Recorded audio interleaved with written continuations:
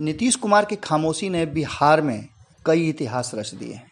एक बार फिर से नीतीश कुमार खामोश हैं और उनकी खामोशी को देख और सुन करके, समझ करके जो राजनीतिक विश्लेषक हैं वो ये बातें कह रहे हैं कि कोई बड़ा फैसला नीतीश कुमार लेने वाले हैं, क्योंकि जब जब वो चुप्पी साधते हैं तो बिहार के हित में या फिर पार्टी हित में कोई बड़ा फैसला लेते हैं। एक बार फिर से नीतीश कुमार इस पूरे हलचल पर बिल्कुल चुप हैं। हलचल कई तरह के हुए, जिस हलचल को लेकर के नीतीश कुमार चुप हैं वही हलचल अब बिहार की राजनीति का मुख्य एजेंडा बना हुआ है। आपको बता दें कि अचानक से 2020 का चुनाव परिणाम आते ही नीतीश कुमार को ये लगने लगा कि कहीं ना कहीं उनके जो प्रभाव हैं और लोगों पर उनका वर्चस्व है वो कम हो रहा है। इसके लिए उन्होंने एक बड़ी रणनीति बनाई और लवकुश समीकरण को मजबूत करने में जुट गए।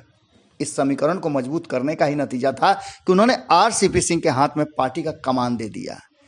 अब इस लवकुश समीकरण में जहां उन्होंने आरसीपी सिंह को राष्ट्रीय अध्यक्ष बनाया, वहीं उमेश कुशवाहा को उन्होंने प्रदेश अध्यक्ष बना करके इस पूरे समीकरण को साधने का अपना इशारा साफ कर दिया। इतना ही नहीं, जैसे ही ये सारा सब कुछ हुआ, बिहार के एक बड़े नेता जो कुशवाहा समाज से आते थे, उपेंद्र कुशवाहा, उन्हें अपने पार्टी में शामिल कर लिया। और पार्टी में ही नहीं शामिल किया, उनकी पूरी पार्टी का विलय कर लिया। एक बड़े धड़े के साथ, काफ़ी समर्पित लोगों के साथ उपेंद्र कुशवाहा आ गए थे जदयू में। उन्होंने कमान भी संभाल लिया और नीतीश कुमार ने जो सम्मान उनको चाहिए था उससे ज़्यादा दिया।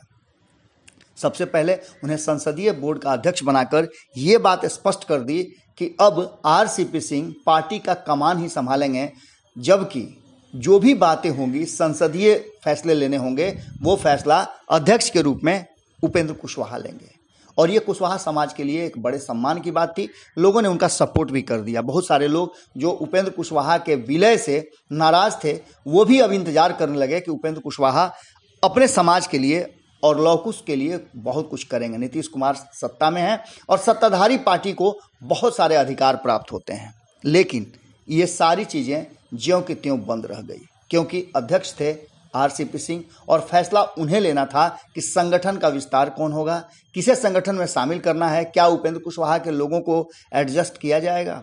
ये अब तक पिछले 3-4 महीनों से लगातार चल रहा है और लगातार उपेंद्र कुशवाहा की भी भद पीट रही है। इन सब के बीच में उपेंद्र कुशवाहा ने समय समय पर नीतीश कुमार के खिलाफ उठने वाले आवाज़ को दबाने का प्रयास किया है, चाहे टुन्ना पांडे प्रकरण हो या फिर नीतीश कुमार पर भाजपा के अध्यक्ष संजय जायसवाल का हमला हो। सारे हमलों को खुद उन्होंने देखा है। इन सब मामलों में आरसीपी सिंह चुप रहे हैं। इस पूरी कवायद में एक बात बहुत तेजी से पिछले 1 महीने से चल रही है, वो ये है कि नीतीश कुमार चुप हैं तो कोई बड़ा फैसला लेने वाले हैं। ऐसा फैसला नीतीश कुमार अक्सर ले चुके हैं। 2014 के चुनाव के बाद आपको याद होगा कि उन्होंने किस तरह से जीतन राम मांझी को मुख्यमंत्री बना दिया था। उसके बाद जैसे ही उनकी मर्जी हुई और उन्हें लगा कि वो गलत फैसला था, उन्हें इस फैसले को बदलना चाहिए, उन्होंने तुरंत जीतन राम मांझी को हटाकर खुद मुख्यमंत्री की कुर्सी संभाल ली। अब कहा यह जा रहा है कि पहले नीतीश कुमार के निशाने पर या फिर गुड बुक में कहा जाए तो अशोक चौधरी हुआ करते थे, लेकिन अशोक चौधरी के जगह पर अब उपेंद्र कुशवाहा उनके सबसे करीबी में से हैं और